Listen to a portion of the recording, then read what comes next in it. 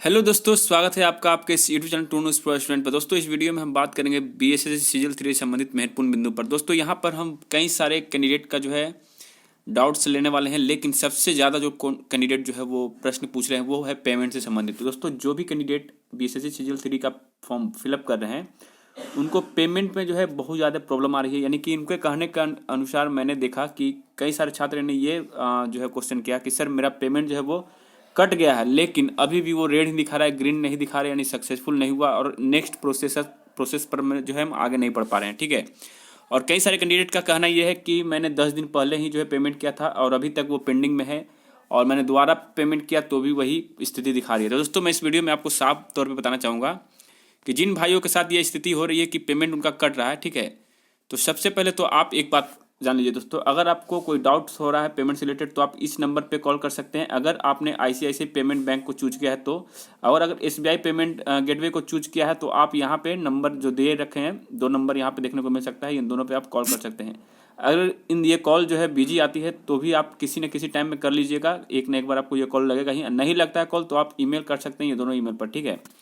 और दोस्तों सबसे महत्वपूर्ण बात हम ये बताना चाहेंगे, देखिए कि अगर आपका पेमेंट कट गया है और आपने दोबारा से पेमेंट नहीं किया तो आपको बता दूं, आप तब तक पेमेंट करिए जब तक कि आपका फॉर्म जो है पूरी तरह से आगे प्रोसेस में नहीं आता है। यानी कि पेमेंट आप लगातार कर सकते हैं, कोई दिक्कत नहीं। आपका जितना भी पेमेंट कटेगा वो सारा पेमेंट जो है रिफंडेबल हो जाएगा, आपको घबराना नहीं होगा दोस्तों, ठीक है। और ये रिफंड कब होगा? जब आपका पूरा जो फॉर्म जो है वो सबमिट कर दीजिएगा तभी ये पैसा रिफंड होगा। यानी कि बिना सबमिट किए हुए आपका पैसा रिफंड नहीं होने वाला है, जितना भी पेमेंट कट जाए। इसलिए आप पेमेंट करते वक्त घबराइए नहीं, पेमेंट कर दीजिए, आगे बढ़ जाइए और पूरा फॉर्म सबमिट कर दीजिए दोस्तों। उसके बाद आपको जब फाइनल सबमिट हो जाएंगे, जैसे एजुकेशनल डिटेल भरने के बाद आपका जो फोटो सिग्नेचर डाल दीजिएगा, फिर फाइनल सबमिट के बाद एप्लीकेशन प्रिंट कर लीजिएगा, उसके बाद आपके पैसा रिफंड हो जाएंगे। इसके लिए आपको घबराना नहीं है, ये मैं अपने पूरे तजुर्बे के साथ बता रहा हूँ क्योंकि ये प्रैक्टिस हम लोग ने कर चुके हैं, ठीक है। अब दोस्तों यहाँ पे बात करते हैं, तो देखिए ये नंबर जो है नोट फॉर पेमेंट इश्यू है, यानी कि आप यहाँ पे इस नंबर पर पेमेंट के लिए प्रॉब्लम क्रिएट नहीं कर सकते हैं या फिर उससे संबंधित कोई भी प्रश्न नहीं पूछ सकते हैं। ये सिर्फ वेबसाइट के प्रॉब्लम से संबंधित प्रश्न यहाँ पूछने के लिए है और ये दोनों आपका पेमेंट से संबंधित है। तो मेरे भाई, मेरे प्यारे मित्र, आप लोग टेंशन मत लीजिए, पैसा कटता है, कटने दीजिए। 1 बार कटे, 2 बार कटे, 3 बार कटे, पैसा सारा रिफंड आएगा, क्योंकि हमारे बहुत सारे कैंडिडेट के साथ ऐसा हुआ है, ठीक है। तो आप लोग घबराइए नहीं, समय कम बचे हैं, आप लोग आसानी से फॉर्म भरिए और फिर भी कोई दिक्कत आती है तो आप नीचे कमेंट कर सकते हैं। और एक बात दोस्तों कि आज के डेट में अगर बात करें तो लगभग 13 लाख के करीब जो है वो जो है फॉर्म फिलअप हो चुके हैं, ठीक है। तो ये तो होता ही है क्योंकि यहाँ पे बहुत से ऐसे कैंडिडेट ने फॉर्म भरा है जो कभी तैयारी नहीं करते हैं, लेकिन कुछ कैंडिडेट जो है वो तैयारी करते हैं। 1-2 लाख लड़के हैं ऐसा जो सीजल 3 का ही प्रिपरेशन कर रहे थे। तो कंपटीशन थोड़ा हार्ड है इस बार, ठीक है, और उसको लेकर घबराना नहीं है। अब दोस्तों हम बात करते हैं कि कई सारे प्रॉब्लम ये हुई है कि जैसे कि आपका कास्ट सर्टिफिकेट का डिटेल डाल दिए हैं एनसीएल की जगह पर, ठीक है, या फिर आपका ओबीसी या फिर ईबीसी में आते हैं और गलती से दूसरे कैटेगरी को चूज कर, यानी मान लीजिए बीसी में आप आते हैं और एमबीसी चूज कर लिया।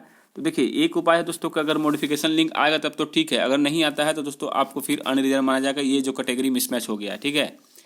तो उम्मीद करते हैं कि बीएसएससी आयोग जो है वो आपको मॉडिफिकेशन लिंक देगी, क्योंकि कई सारे कैंडिडेट ने एप्लीकेशन दिया है बीएसएससी आयोग के पास और प्रॉब्लम से संबंधित, और कई सारे चैनल के माध्यम से आपको ये चीज़ें पता हो रही होगी। तो पिछली बार जो है पिछले रिकॉर्ड के हिसाब से 2014 में जो है मॉडिफिकेशन लिंक आया था, तो इस बार भी आने की उम्मीद रख सकते हैं आप लोग, ठीक है। बीएसएससी ऐसा एक आयोग है जो आपके अनुसार चलती है, ये मैंने दूसरे के अनुसार या अपने अनुसार नहीं चलती है, ये आपके अनुसार चलती है। आप जो कहिएगा वही ये करती है। आप देख सकते हैं बीएसएससी इंटर लेवल में कितने सारे प्रोटेस्ट हुए, प्रोटेस्ट के बाद जो कार्य मैंने छात्र चाहा वही वो आयोग करते रही, नियम में बदलाव तक कर देती है, संविधान के जो रूल होते हैं उसको भी फॉलो नहीं करती है, ऐसा आयोग है। इसलिए आप लोग टेंशन मत लीजिए, आपके पक्ष में ये सब काम होगा, ठीक है। और यही सब था दोस्तों। तो पेमेंट वाले छात्रों के लिए ये वीडियो मैं इसलिए बना रहा क्योंकि बहुत सारे क्वेश्चन आ रहे थे। तो मैं बार बार कहता हूँ पेमेंट आप कर दीजिए, जितना ही टाइम लेना है पेमेंट में कर सकते हैं, 1 बार, 2 बार, 3 बार। हाँ, लेकिन एक बात है, जब भी पेमेंट करें तो उसमें आप एक चीज़ का ध्यान रखिएगा दोस्तों कि उसमें आप बार बार ऑप्शन बदलें। यानी कहने का मतलब है कभी फ़ोन पे से कर रहे हैं तो कभी आप कार्ड से कर सकते हैं, कभी क्रेडिट कार्ड, डेबिट कार्ड वगैरह से कर सकते हैं, कभी गूगल पे से कर सकते हैं। मतलब एक ही पैटर्न को यूज मत करिए अगर एक बार में पेमेंट नहीं हो रहा है तो। वैसे तो बहुत कम कैंडिडेट का ये प्रॉब्लम है, लेकिन फिर भी आप चाहते हैं तो इसको इस तरह से यूज कर सकते हैं। तो फिर मिलेंगे दोस्तों नए वीडियो में नए वीडियो के साथ। जय हिंद, जय भारत।